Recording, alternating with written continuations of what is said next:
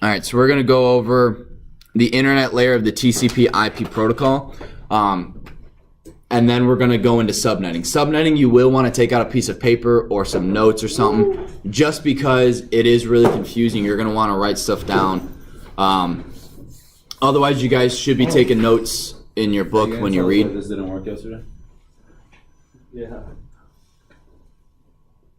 I haven't had time to look at it. Okay.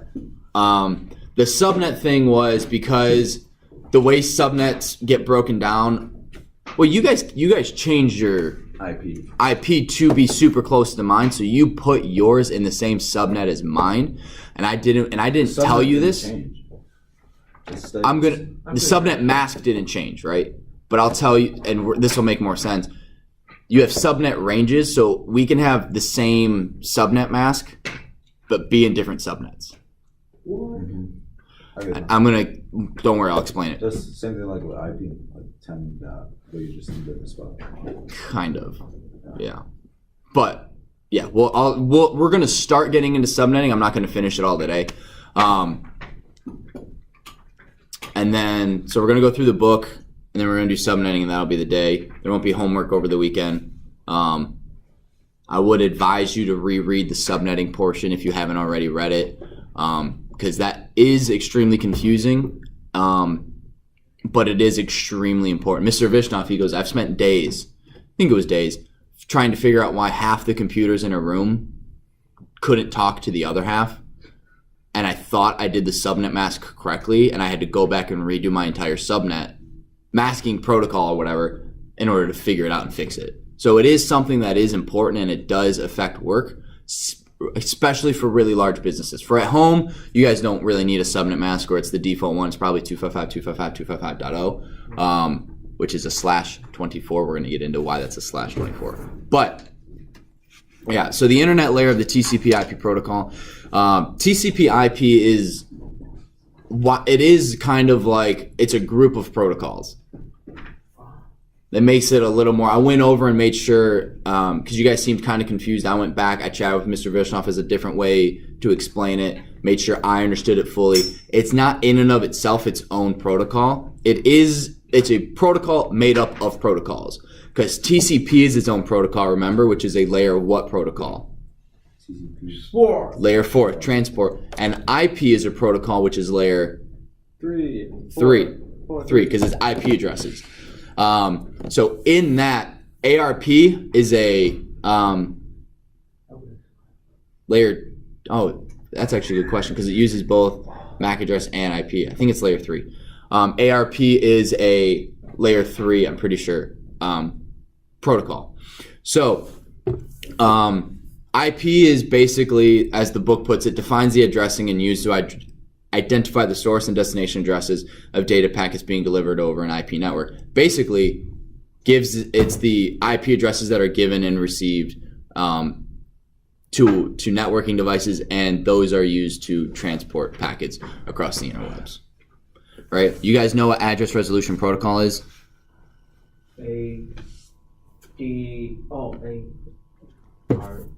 ARP. What does ARP do? Christoph, do you remember?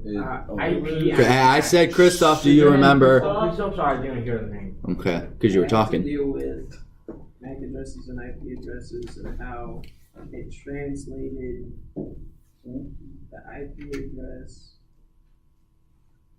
You got it.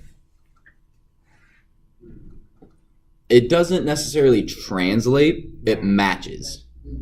So I have a MAC address here, it needs an IP address.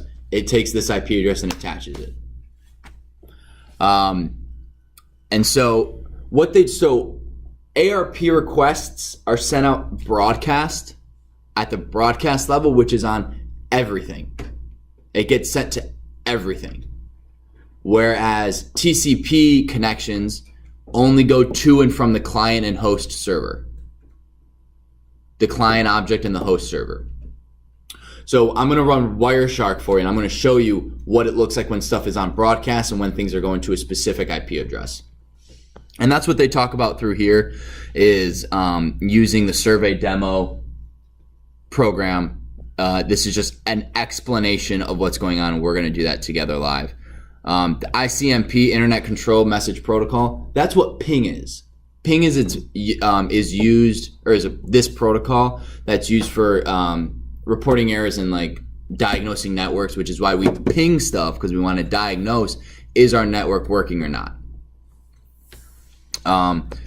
IGMP, this is when you want something to go not necessarily broadcast. Oh, go ahead. So like, why aren't we like able to ping like weedacademy.org From where? from just a computer? We can. Should be able to. I've tried. You can. I mean, try. Let's try it. CMD. Ping.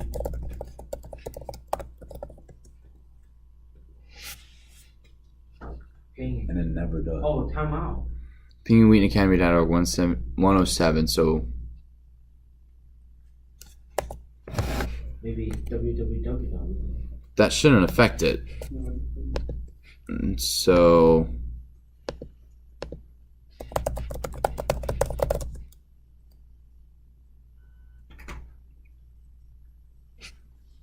it's not a secure website. Is that the reason why? I don't think so. I'll try www.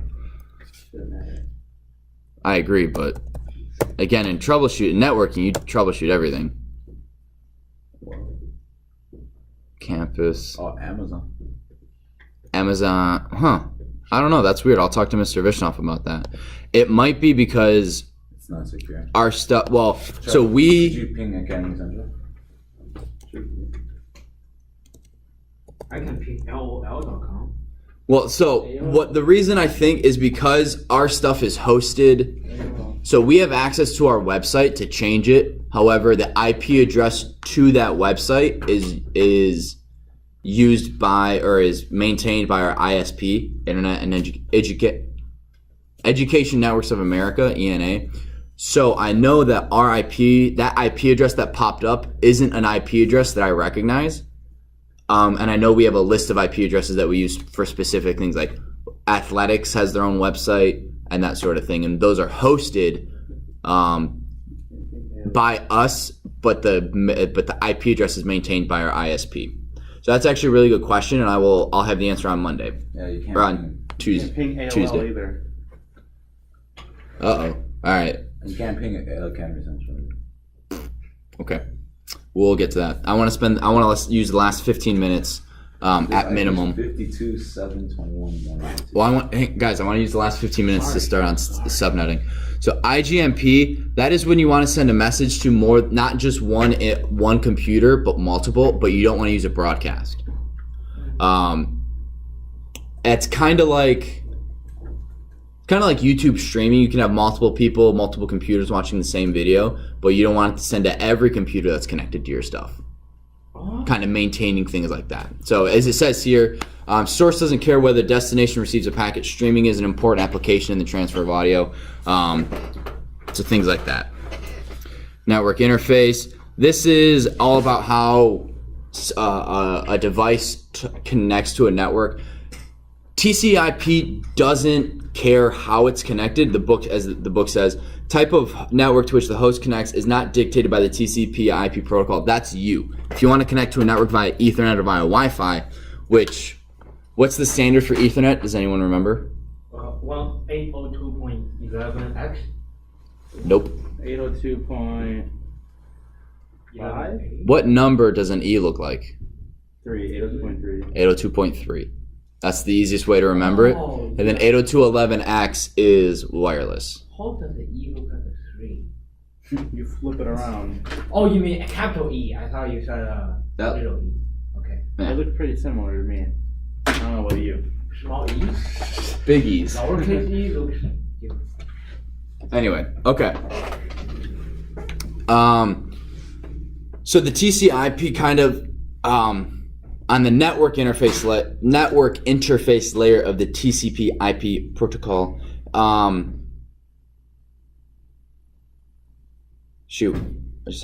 just had it. Basically, it dictates how things talk.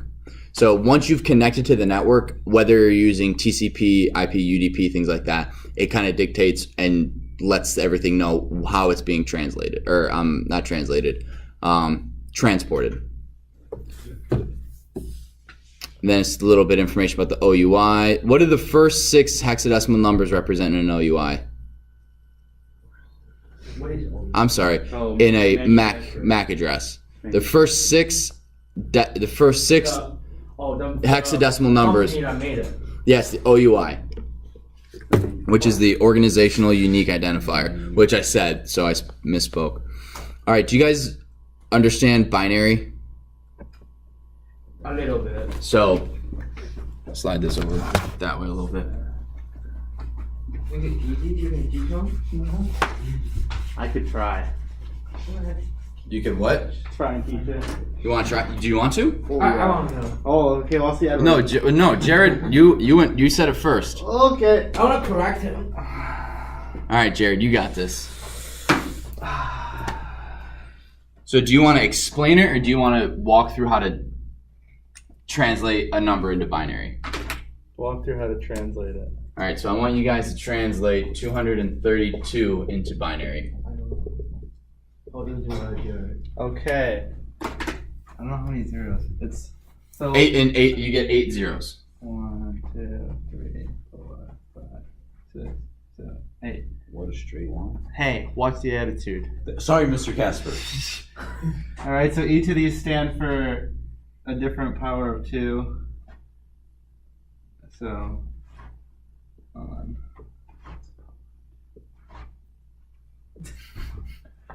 you need to go back to kindergarten. They don't teach that in Are kindergarten. you sure? So this one will signify 1. This one will signify 2, 4, 8, 16, 30. Yeah, thanks, Sebastian. 64 and 128. So in order to translate the number, you would subtract the highest you could do, so 232 minus 128, if it's possible. Like above 0, I assume. Yeah, 1, 2, 4, 0, 104. So this is a 1. That means a yes, it is that number. 64, let's subtract 64. I think I did it backwards, but 40. 1, 1, 0, 1, 0, 0, 0. I think I did it backwards though. Let's double check.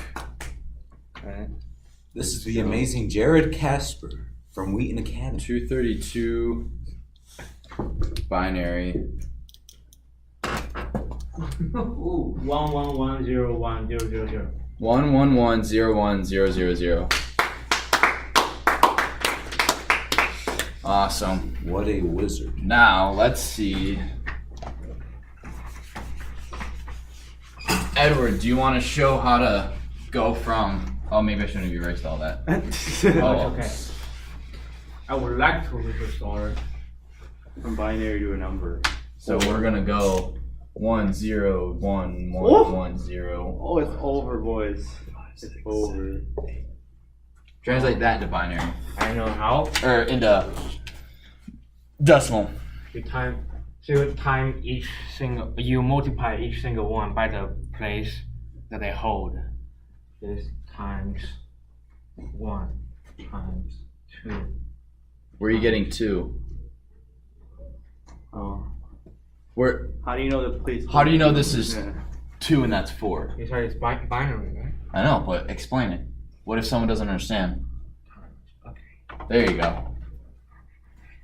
Times 2 times 2 2 times 2 3 4 5 6 7.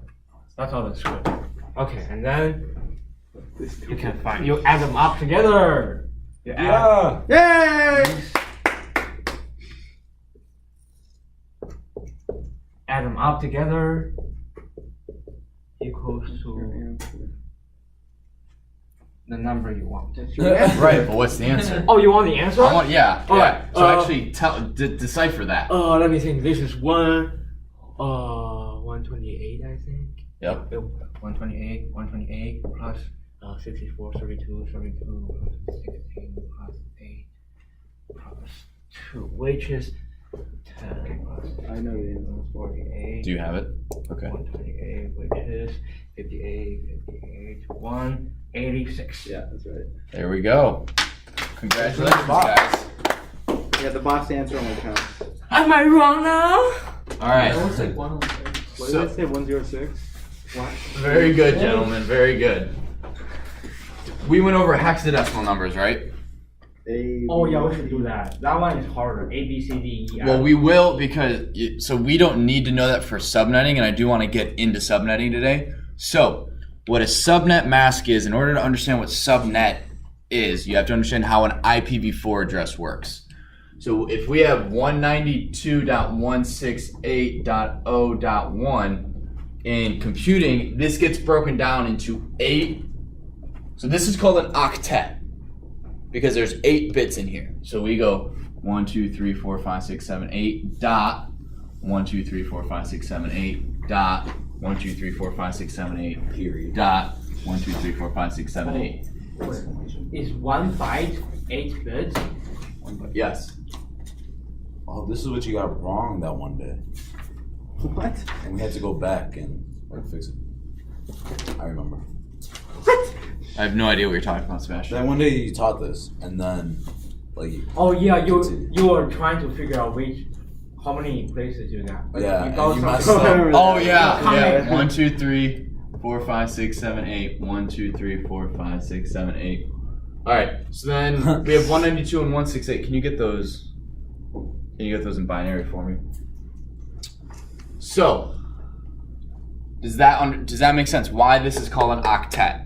Yes. Because each one of these is 8 pieces or 8 bytes, 8 bits. This is a 32-bit address because I have 32. 11000. 1 1. And then everything else is 0 on that one. Oh my No gosh! I way. totally should have known that. 168. 101. 101. 01, and then the rest is 0. All I right. should have known that too. Well, this one is this 192. So you should so for subnetting, you're gonna have to memorize that 128 is 1 0 0 3 4 5 6 7 8. 192 is 1 1 1 2 3 1 2 3 4 1 2 3 4 5 1 2 3 4 5 6 1 2 3 4 5 6 7 1 2 3 4 5 6 7 8. And that's 255, the 8, right? Yeah, so this one's 250, well, technically 256. Oh! I was close. Oh, the boys. So 256, 254, Wow. 250, 242. Oh gosh. That's 6 plus 64 plus 32, 224 plus 8, or plus 16 is 240. Right? You guys aren't helping me at all. We can't see. 230. Darn it. I always mess those up. But you guys will need to memorize, because these specifically are going to be used a lot in subnetting. So, in subnetting, when I have a mask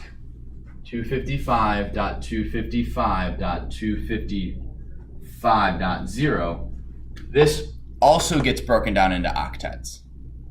So this is going to look like 1 2 3 4 5 6 7 8 dot 1 2 3 4 5 6 7 8 dot 1 2 3 4 5 6 7 8 dot 0. Actually 0. 1 2 3 4 6 7 8. Hey! This gets broken down into this. Okay? This is really hard to write, right? So what they've ended up doing, so if you have a 192.168.0.1 with a subnet mask of 255.255.255.0 Slash 24. slash 24, because there are 24 ones. A slash 25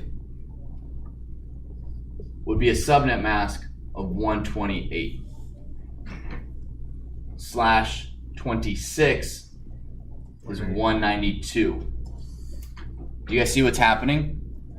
This number is just one of the next one getting the next bit changing from a 0 to a 1.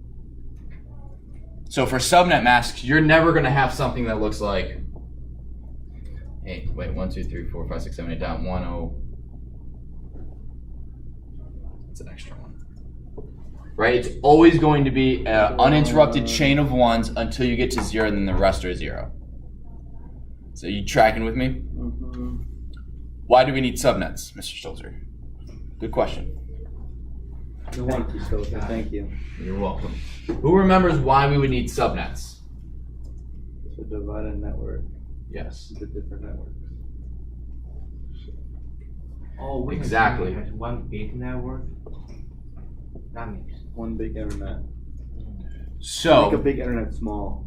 exactly, you are subdividing the network, subnetting. So if this is the Shire, right, and these are computers that are connected to it, I don't want people who are on WA guest to be able to directly communicate with people on the Shire for security reasons, right? I don't want some dude who gets the password to go, oh, now I can hack into their server. No, you can't, because you're not a part of the correct network.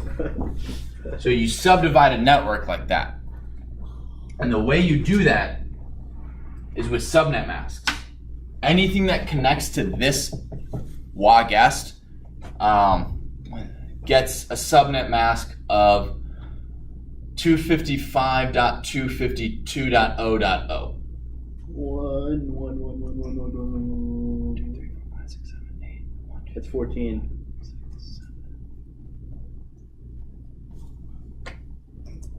So this would be a slash what? 14.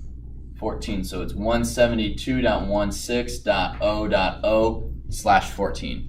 This right here, it's called CIDR notation. Classless inner domain routing. I'm skipping in the book. It's going to talk about classes. Classes are obsolete, basically. You can have a 10.0.0.0/24 network if you want. Because of this, because of subnet masks, before then, it was in like the late 90s, early 90s when they came out with this, but they still teach about it. A class was, it depends on how many people you want on your network. You would use a class A network, which was 10.0, or 10. It was 10.x.x.x, and you would be able to have 255 or 256.256.256 people on it. A class B network, I'm sorry, I'm writing everywhere. Class B was 172.16, I believe, .0.0 with subnet mask. .x.x, and you could have 255 times 255 people on it, and 192.168.0.x, you could have 255 people on it. This was a B class, and this was a C class. But because of this, because of the CIDR notation and the fact you can give people subnet masks, you don't have to follow that convention anymore. We don't. We use this for every student, right, gets this. You would technically be a class B. Our staff stuff, so our printers and copiers are all on that network. And then I don't think we use 192.168. Why not? Because we don't need to. We could if we wanted to, we just don't want to. They're probably the only thing. Okay, so how much time? I got 5 minutes. Okay. So we got a subnet mask. Are you guys tracking with me so far? a little bit. What's your question? Subnet mask. What? Didn't quite. I mean, I don't understand why you could change a little bit of the subnet mask. You wouldn't be able to access what other people. We're gonna get into that tomorrow, right? So, because I don't have enough time in 4 minutes to explain all that. Basically, the subnet mask, it divides the network at certain locations depending on the MAC, or depending on the subnet mask. So for example, let's say you guys are my network. You guys are my computers, and I'm using a subnet mask of a /24, right? /24 splits the network in half. You guys can talk to each other. You guys can talk to each other. There's nothing in between. Let's say they do /28. 28 splits it this way and also splits it this way. So that Edward... Is that just defined though? Or do you like, how is that? Yeah, It's defined with IP addresses. It's just, that takes longer than the 3 minutes I have to properly explain it. But, so Edward can't talk to anyone. Thomas can't talk to anyone. You two can only talk to each other, and you two can only talk to each other. That's all I need. Right? But if I do a /16, I can make it so that no one talks to each other. Or only people within your guys' IP group can talk to each other. What a subnet mask does is that it takes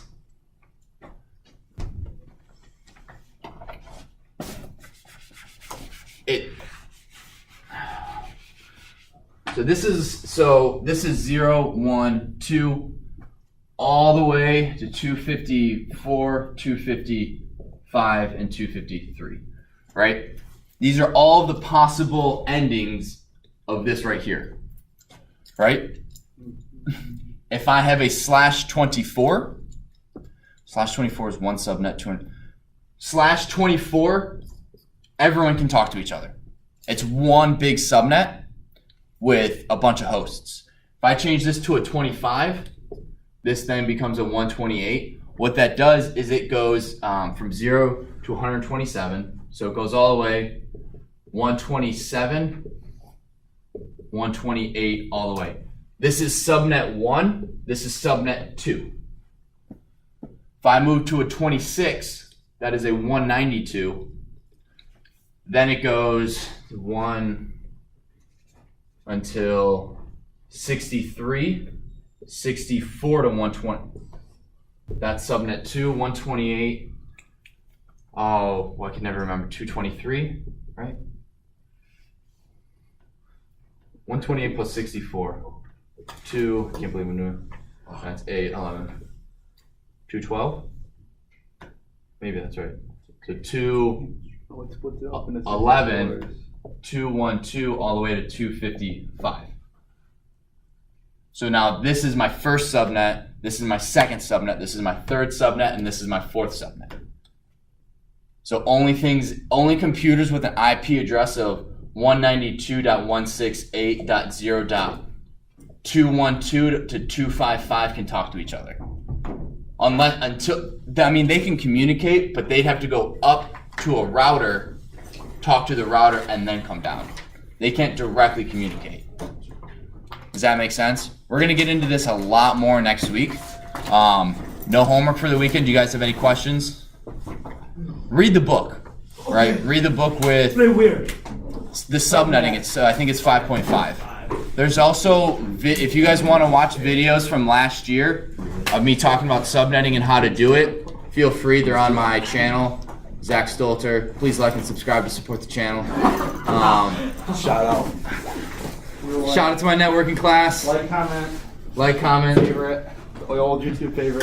Click the bell so you get notified when I do more videos. Just so you don't miss my subscription box. There you go. Have a good one, guys. Joy Brown and Ellen Put us on Shale. trending. Tweet it out.